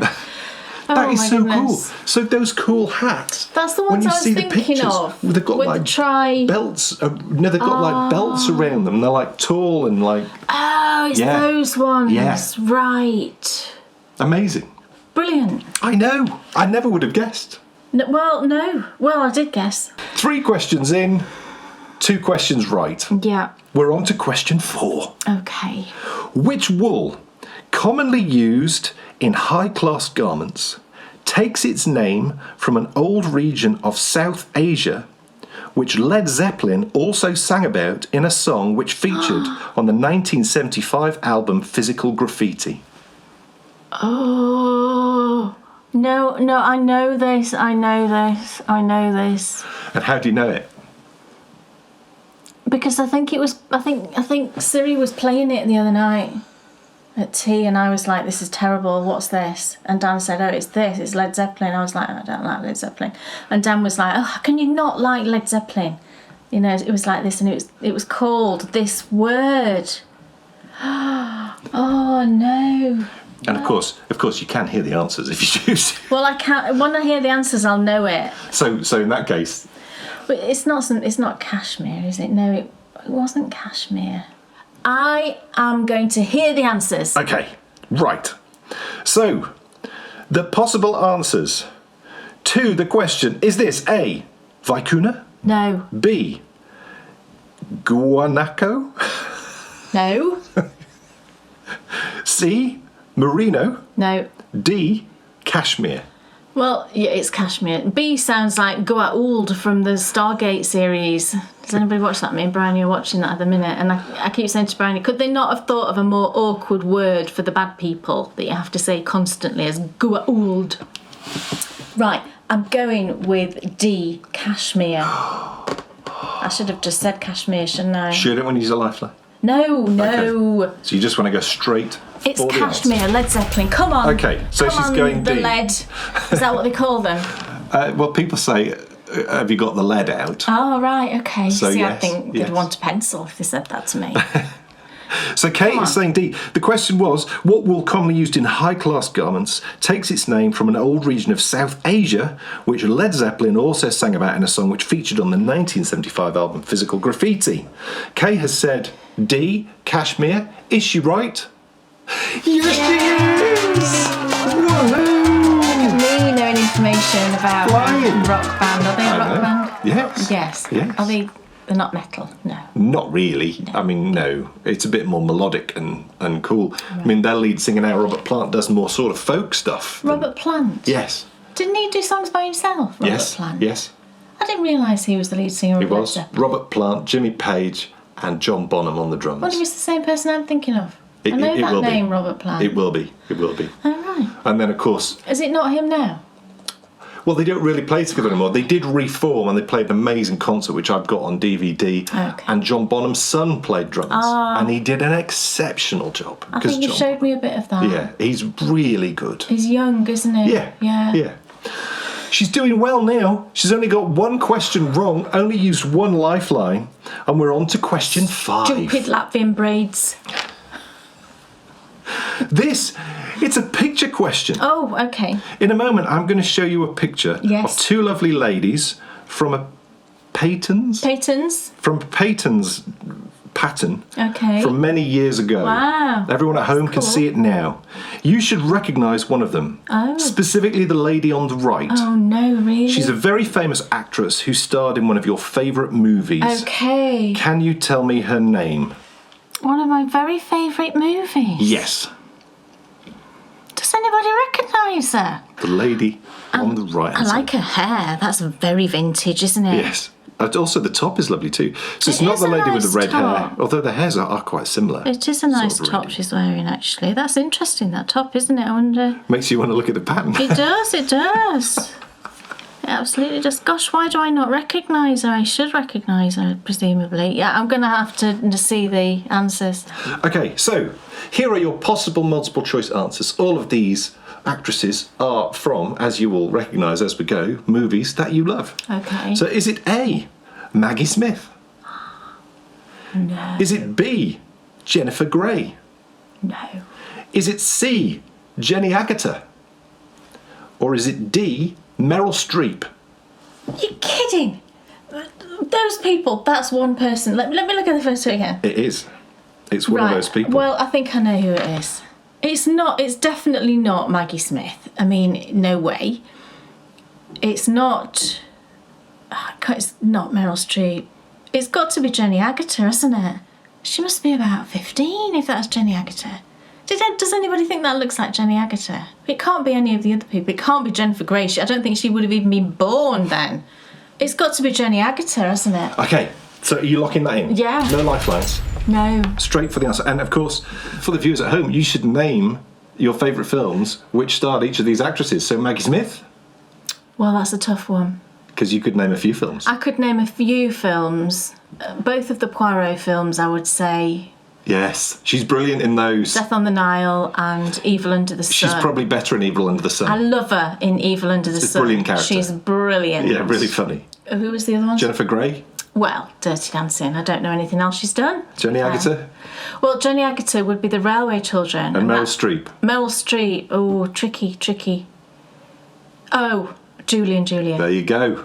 Okay, so you're saying... Gosh, it's going to be Meryl Streep now, isn't it? You're saying D, Jenny Agutter. Is she right? This is proper tenterhook stuff, isn't it? I'm really worried now that it's Meryl Streep. Oh my goodness.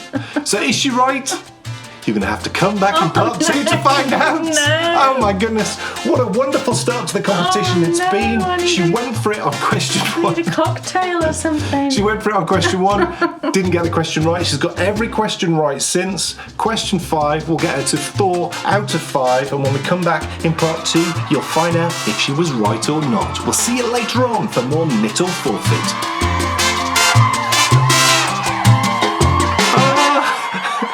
Who is that lovely lady?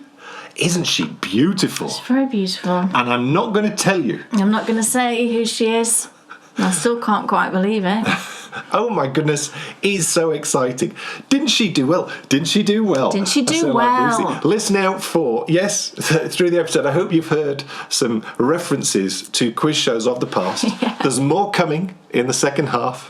One that makes Kay laugh out loud, which you'll catch at the very end of the show. I can't remember it, so Yes. that'll be fun. Yes, it will. Oh, yes. Oh my goodness, Latvian braids, don't even. Do you know the thing with that is, I could sit and knit a Latvian braid right here, right now, without looking at the pattern, and I would get it right. It's because of the way I hold my yarns when I work a Latvian braid. That's what made me get it the wrong way round. I'm still mad with myself. It was a slightly shaky start, but my goodness, she steadied the ship, didn't she? Oh my goodness, every question right since then. I think, though, by you doing that at the start, that made you nervous to do it again. Yeah. Because I think we've had at least one question which you perhaps would have gone Yeah. for if you'd felt a bit more confident. But how will the round end?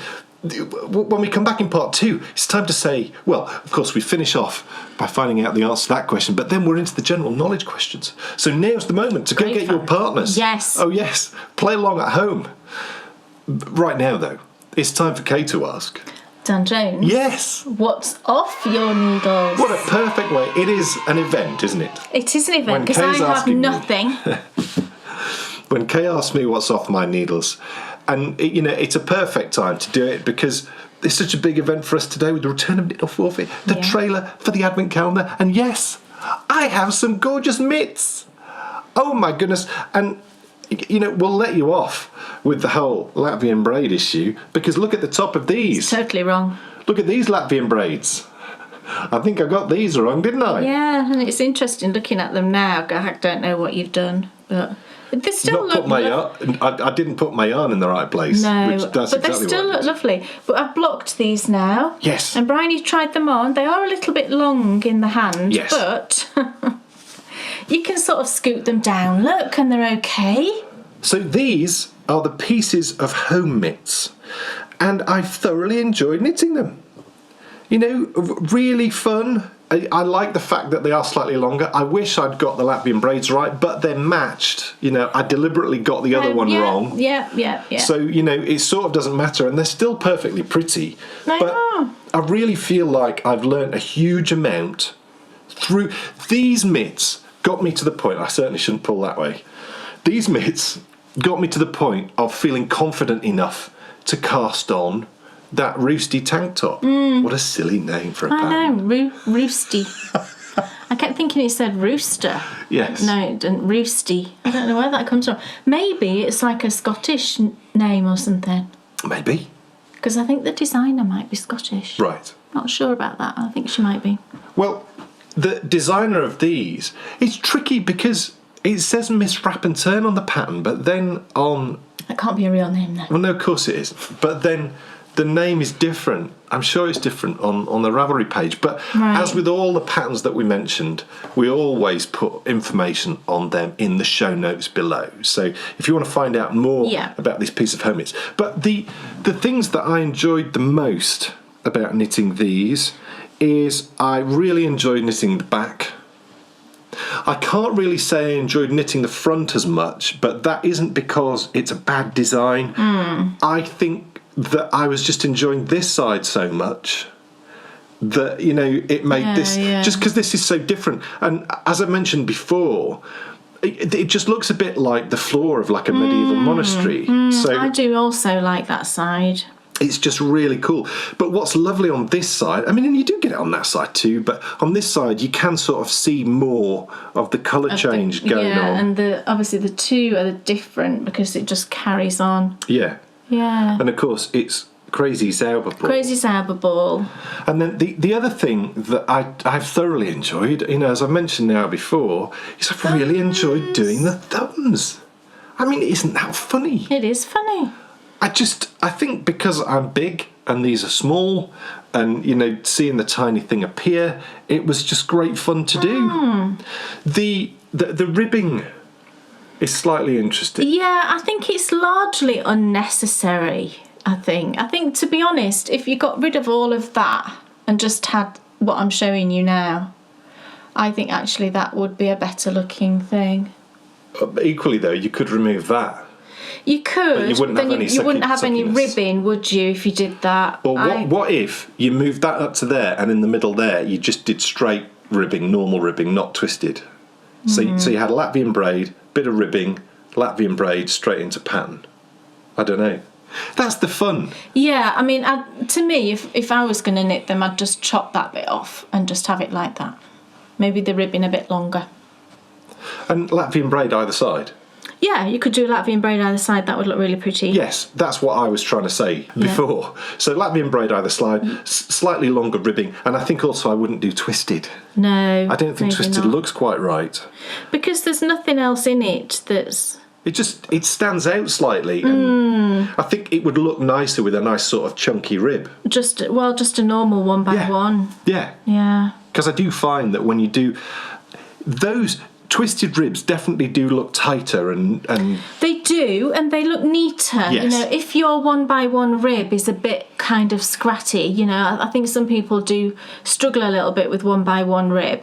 If you do a 1x1 twisted rib, it neatens it up. Yes. And it looks brilliant. Yes. So I think for that reason, it's it's a really useful thing to do, and to have that knowledge that if like I said, if you 1x1 rib you're just not quite happy with, try twisted.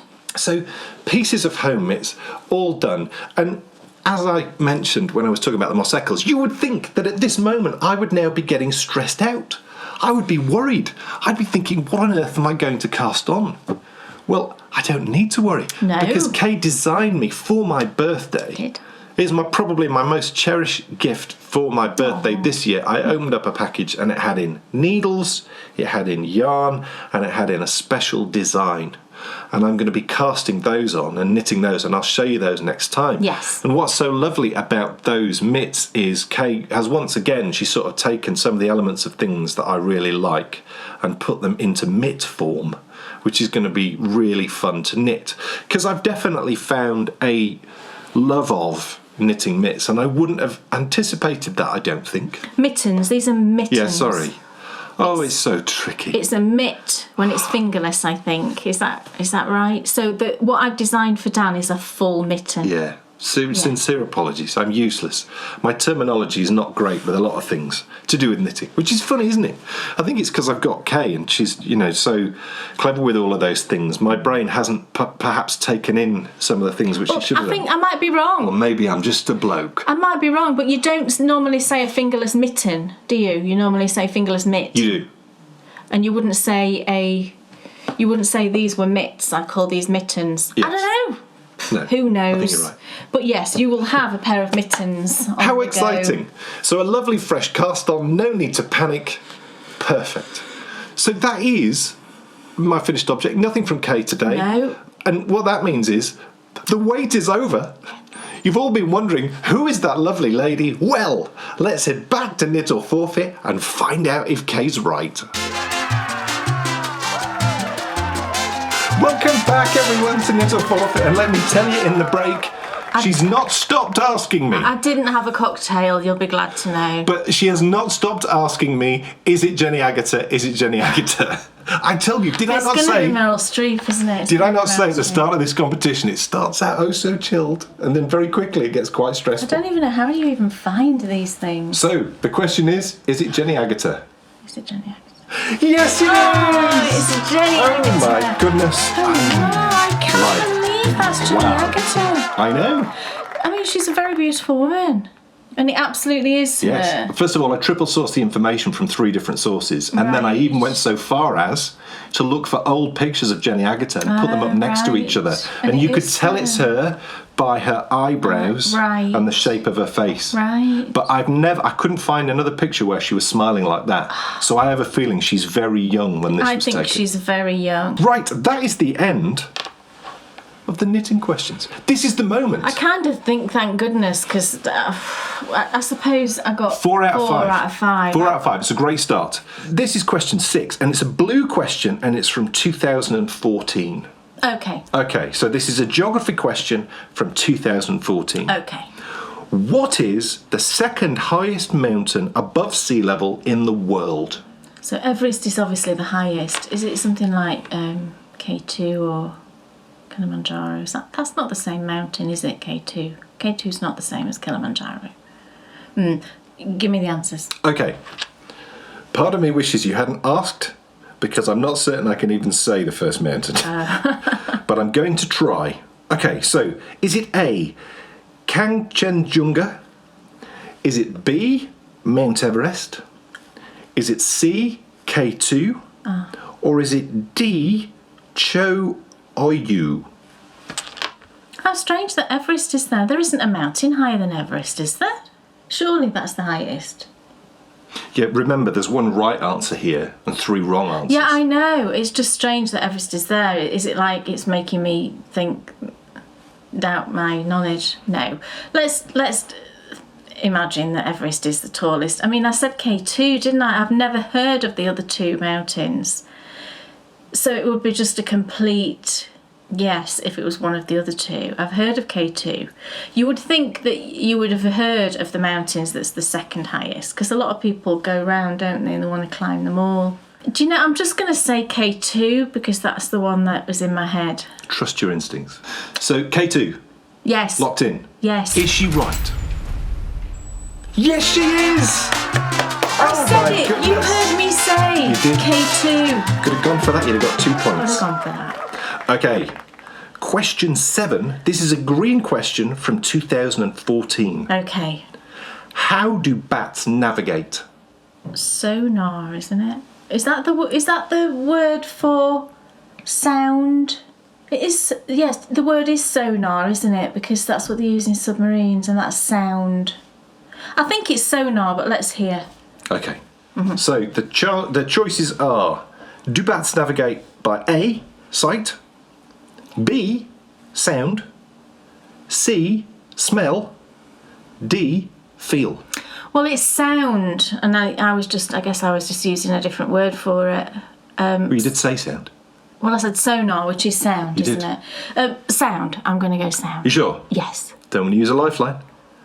Well, clearly it's not sight because they all live in pitch black caves. Text a friend. It's ask not the feel. audience. No, it's sound. Okay. Because they make the horrible noise, don't they? And you can't actually hear a lot of the noises, can you, that bats make because it's so high pitched. Sound. Okay, locked in? Yes. No going back now. Is she correct? Kay has said sound. She's right! Yay. Oh my Go goodness! bats. You're flying now. With the bats. Oh yeah. Yay. Right, we're on to the questions from 1991. Oh, right, okay. Okay, so this is question 8. I was 20, so I should know something. Question 8. Yeah. On which Greek holiday island does 2,400 metre high Mount Ida look down on? Greek island. Yes. Mount Ida. Not sure, give me the answers. So you would like to hear the multiple choice I would like answers? to hear the answers. I don't know the answer. Okay, is it A, Santorini? Is it B, Mykonos? Is it C, Corfu? Or is it D, Crete? My instinct tells me it's Santorini. I've been to Corfu and I don't remember. Well, I don't remember. I mean, I was there probably not long after 91, actually. It's probably 92 or 93 I was in Corfu. I don't remember it being an island with a big mountain. But Santorini is a volcanic island, and actually Santorini, me and Dan and lots of other people think that Santorini was the original site of Atlantis. And if you look at the shape of Santorini, you can see what's happened in the past is that the volcano has erupted massively, and it's sort of like a crescent shape now, Santorini. And in the crescent, that's the crater that obviously filled it with water. And that's why Atlantis disappeared. So I will say, I'm going to go Santorini. Okay. That's just what my gut's telling me. So Locked in. Probably wrong. Santorini, yes. Okay. Final answer. Is she right? If you went on holiday to Santorini, would Mount Ida be looking down onto you? It would not. Oh no. Oh no, it's Crete. It's Crete. Yeah, sorry. It's okay. I didn't know. And Tricky. you learnt a bit about Santorini, which it wasn't untrue what I said, was I know, it? it's all completely true. And we've just seen, We watched very something. recently, Yeah, Bettany Hughes on her epic voyage, Very literally, big fans of Bettany Hughes. voyage across the Mediterranean. Yeah. And she stopped at Santorini and She went and did. visited the place which could be the place which inspired the story of Atlantis. Very interesting. Okay, But question I got 9. it wrong. Hey ho. Question 9. Green from 1991. What fruit's scientific name is Vitis vinifera? What fruit's scientific name is Vitis? Can I see the words? No, I probably Yes, can't. yes, Can I? you can. Well, I would probably go for grapes just because it looks like van, which is wine, and vines grow on. Grapes grow on vines. But let's see the answers. So, is it A, apple? Is it B, pear? Is it C, grapefruit? Or is it D, grape? Well, there's grapefruit. Grapefruit. Why is it called a grapefruit? It's nothing to do with grapes, is it? Because when they were... it was something like they looked like a bunch of grapes when they were growing from a distance up on the It tree. would have to be a long distance. Yeah, I know. It's something weird, I can't quite... I've got to go with grapes, having just waffled on about all that, haven't I? What my instinct was telling me, but that seems to be letting me down at the moment with Crete. But let's just go for grapes. Okay, don't want to use a lifeline? No. Okay, going straight for it. Yeah, I don't like using the other lifelines because they're... So you're saying D, Grapes. grape. Grapes. Go on. locked in. Yes. Okay. So the question was, what fruit's scientific name is Vitis vinifera? Kay said D, grape. Is she right? Of course she is! Oh, yay! That's how it gets its name. Fair. Wine. Brilliant. Yes. Well, I didn't know that. That was your logic. That was my logic. Your logic was completely I did a bit correct. of Vulcan logic on It was that. absolutely perfect. So, scores on the doors. So you, out of 9, you're on 7. Yes. I Not got a bad effort. 2 of those wrong, didn't 7 out of 9. We are therefore... 7 of 9. 7 of 9. We are therefore on to, it's very exciting, the speed round. So we get a point for everyone we get right? Yes. Okay. So it's a point for every one of these questions that you get right.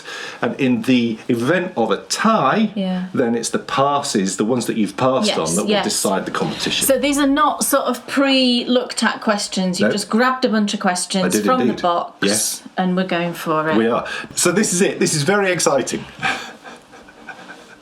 The first ever speed round on Knit of Forfeit. I know. We will tally up. This is going to be tricky. Get ready, everybody. You all sat there. You ready? So I'll put the passes here. I'll put the correct answers there. And you want blue. Blue new. Okay. Is that what I said? Yeah, blue new. Yes. Yeah. Okay. Okay. So speed round. Although going by Crete, I'm worried So now. the clock will start as soon as I start reading the questions. Okay.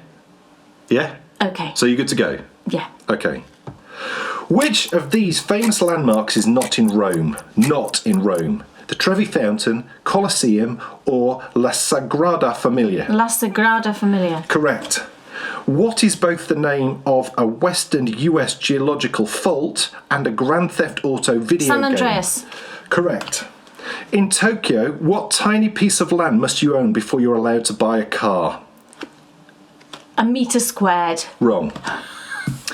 Which strait divides the city of Istanbul? Don't know. Bosporus. Robusta and Arabica are common species of what type of bean? Coffee. Correct. Name 3 of the 5 African nations whose names include the letter Z. Zimbabwe, Zambia, Zaire. Okay.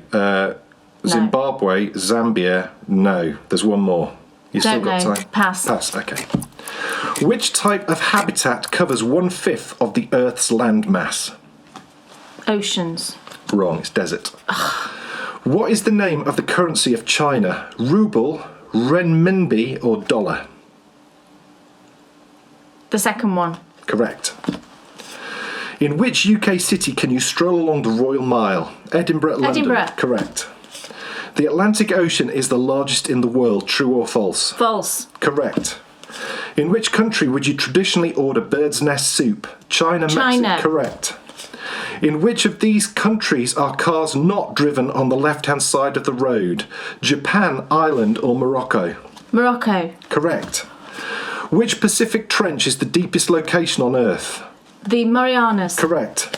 What colour do Chinese brides typically wear? Red. Correct. Which of these national flags does not have a dragon on it? Wales, Bhutan, Mongolia. Mongolia. Correct! You said that literally just in time. Oh my goodness. What a round. Let's see how many you got did I right. get right? That's really impressive. I want to play Trivial Pursuit 3, now. 4, 5, 6, 7, 8, 9, 10, 11. Oh my goodness. That is exceptional. Does that make up for Latvian braid? Yes. So 11. 11. Added to the 7, that gives us a grand total of 18. Stupendous. 18. 11 in 2 minutes. Hey, that's not bad. Is that not bad? That's absolutely lightning. Oh my goodness, what a round. What an unbelievable start to the return of Knit of Forfeit. Yes, we have brushed off the cobwebs. It's a long time since we've done this. Yes. I like the speed round. That was fun. Your heart's going, my goodness. What a superb effort. So, this is the first of 2 episodes of Knit of Forfeit. That was Kay's round. And when we see you next time in the next Bakery Bears video show, it'll be my turn. Yes. And I'm going to have to beat Kay's stupendous score of 18. 18. I mean, just unbelievable. So, folks, that is it. Thank you so much for watching. Thanks, everybody. It's been great to be back. I hope you think this is a wonderful start to our holiday programming, because we've just loved being here. This has been so much fun. So much fun. I need a mince pie and a glass of something festive now. So, folks, thank you so much for watching. Thank you, everybody. And the next time you hear the beep, think of the fun you could be having on Supermarket Sweep.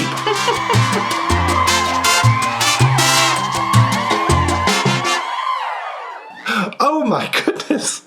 What an epic speed round! Talk about, like, go out in style. That was so fun. I loved the speed round. I hope you enjoyed it at home. I don't know where I pulled all that knowledge from. I think sometimes, do you know, if you have to answer something quick, your brain must just pull it out, you know, and you... Well, I think people go one of 2 ways, and I think you can't normally change your character too much. And some people, when you put the pressure on, just crumble, and then other people, when you put the pressure on, don't. And that's why it's cool sometimes to put yourself, you know, in a slightly fun, pressurised situation.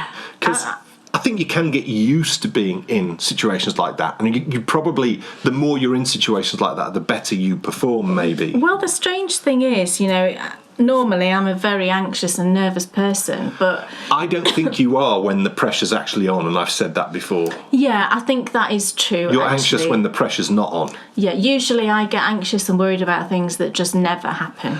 Well, the issue probably is when you have time to think about something, you get worried about it. When you don't have time to think about it, it's impossible. Maybe. You're just acting rather than...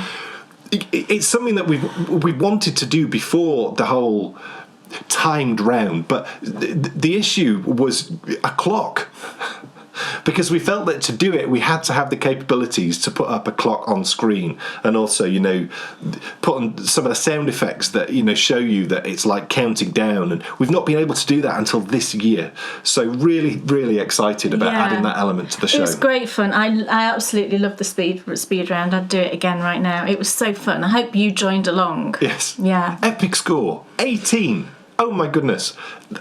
Seriously, the pressure's on now. And you will find out. You will find out. And I only used 1 lifeline. You did? Genius.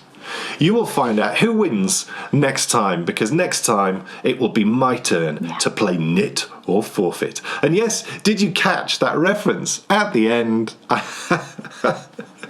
to Supermarket Sweep with Dale Winton? Yeah. See, I never watched that, but I knew you were referencing that. It's just the worst. Yeah. It was so bad. But I think it definitely fit the category of so bad, it was really good. That's how he got famous. I knew he was a DJ, but then that was his sort of big break on TV. Right. And then from there, I mean, what a stellar career. Bring on the Wall! Oh, did he do that? He was the first person to was do it. he? Yeah.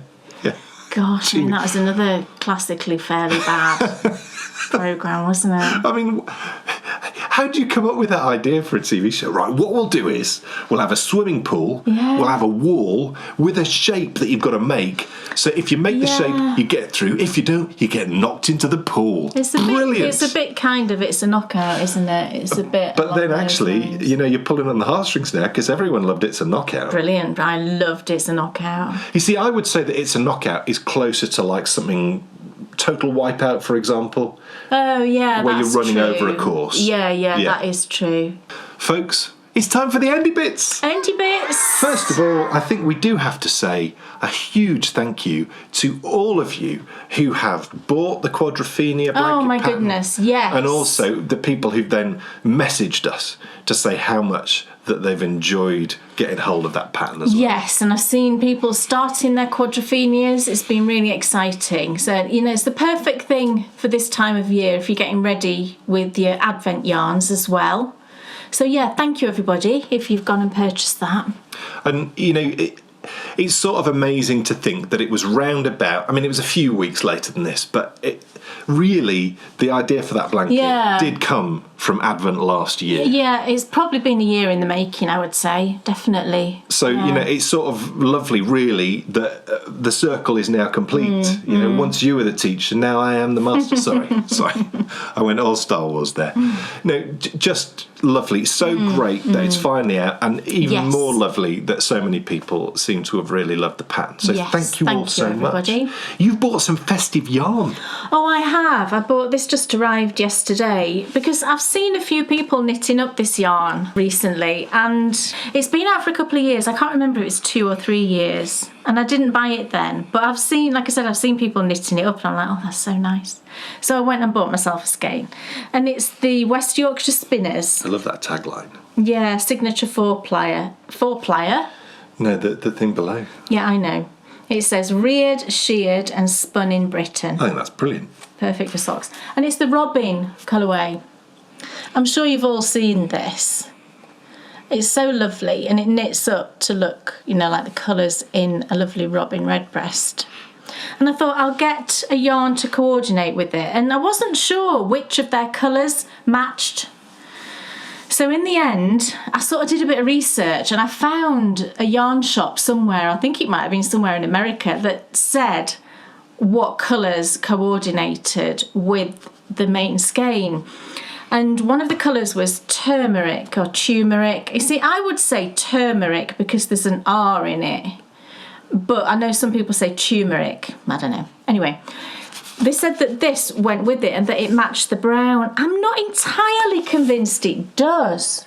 It's pretty good, isn't it? It does look very, very similar to that little brownish, the pale brown. I think it's close enough. I think it's close enough. They do another colour called nutmeg, but I think that's much darker. But when you sort of pull out the... Can you see? Yeah, I mean... It's darker. Yeah. This is darker than this, but I think if... I'm not going to go and get another skein. That would just be silly. Just knit those. I'm just going to... But, yeah, I'm just going to put that in for the heel, and I'm sure it'll be fine. But maybe it won't. I don't know. But anyway, I'm going to knit these up for Dan. I'm going to cast these on next, I think. Have I knit socks with this for Dan? I'm not sure I have. I have knit with this yarn before because I made Nana Wendy a hat in the blue... That's my mum. Yeah, Dan's mum. A hat in the blue tit colourway, which actually she had with her when we saw her recently, and that was really nice. But I'm not sure I've used it for socks. I can't remember. I don't think so. It feels really nice. It's got a good amount of BFL. Yeah, it It's 75-25, so 75 wool, 25 nylon, but 35% of the wool is Blueface Leicester, which is brilliant for socks. It's very strong, isn't it? And it feels lovely and soft. So I'm looking forward to giving this a try. So everybody who's been knitting these recently, you've made me buy it. Gorgeous. But I'm not sorry, it looks lovely. So, folks, look, this really is it now. You've seen the trailer. The countdown officially begins. Because on the 1st of December, that's when our Advent calendar starts. And this year, it is the most effort we have ever put in to the production of the Advent calendar. Yeah, definitely. We've really felt that after the last 2 years, which were obviously affected quite dramatically by what was going on globally, we really wanted to go the extra mile and try and really give it that boost and excitement that we've introduced in so many of our other things that we produce, like Kay's Cozy Kitchen and Walk in the Wall. And so there's a real sort of, as you probably noticed at the very start, just with the they call it an ident in the business. Oh, what's that? Well, do you remember when you used to go see an MGM film and there was a lion at the start? Yes, there still is. I see that. Or Rank with the man hitting the... Oh, I used to love that one. Yes. Yeah. That is what's known as an ident. It's short for identification. Yeah, I get and it's that so now, that you understand who has produced that video. Well, how much did you enjoy that little ident at the start of our Advent calendar trailer? That will be appearing all the way through our Advent calendar. Isn't it lovely? Oh, yes. Yeah. So if you enjoy my adventures, if you enjoy all the things that Kay's produced this year, you will enjoy the Advent calendar, I can guarantee you. Yeah. An Advent calendar with costumes. Well, it's not costumes. Not costumes. Specific dress. Yes. Yes. New clothes. New clothes. Yeah. With a Christmas/Dickensian theme. Yeah. Yes. Vintagey. Definitely. Yeah. Definitely. Yeah. So 1st to the 24th with a lovely gift on the 24th, available in full to silver, gold and platinum patrons. Bronze patrons, though, all patrons will get our Christmas gift on the 24th of December, which is Kay's very first platinum pattern. Yes. Now, I said earlier on in the show that we've got a patron exclusive show coming up. We do. It's on the 27th of November. It's at 2 p.m, but it's Greenwich Mean Time because the clocks have now changed in this country from the last time we put out a live show. And this is a special show because it's our Advent calendar launch event. Yes. Now, whilst we broadcast it live, you can watch it anytime you like after that. So don't fear if you can't join us live, if it's like 2 a.m. in the morning for you. We don't expect you to get up. No. Although some people do. Some people do get some up early. crazy things. Yeah, I'm not sure. Which is so sweet. I'm not sure if the clocks have changed everywhere in the world. I think perhaps they might have done now in some places. They might have, I think. Yes. So don't miss that special event coming on the 27th of November. Yeah. Also, as well, my colour work, the tutorial. Definitely. It's just showing you how he knits colour work. Kay and I need to stay in our lanes. I'll do the filming, you do the teaching. But yes, after much asking from lots and lots of viewers, I have done a 10-minute video all about how I approach knitting colour work. Yeah. So that's available now. Lots of other things coming out through the rest of this month. So the next time we see you... There is just one other thing to say, is that between now and the next time we see you, it will of course be Thanksgiving in the US. Happy Thanksgiving to anyone who celebrates. So if you celebrate Thanksgiving in the US, we hope you have a wonderful, wonderful time. Cool. So, folks, thanks so much for watching. Thank you, everybody. Hope to see you on the 1st of December. See you in December. On our Advent calendar. Otherwise, we'll see you in our next show, which will be properly in December. It will. Crazy. So, take care, everyone. Take We'll care, see you everyone. soon. Bye. Who's it sitting and knitting? It's Dan and Kay, the bakery bears. Enthusiasm's not quitting for Dan and Kay, the bakery bears. They'll take you to fabulous places of which their favorites they'll share. You better buy a pattern and get yourself a bakery bear. You'll find yourself in a castle while watching the bakery bears. It never feels like a hassle to sit and watch the bakery bears. What's on your shelf or what's in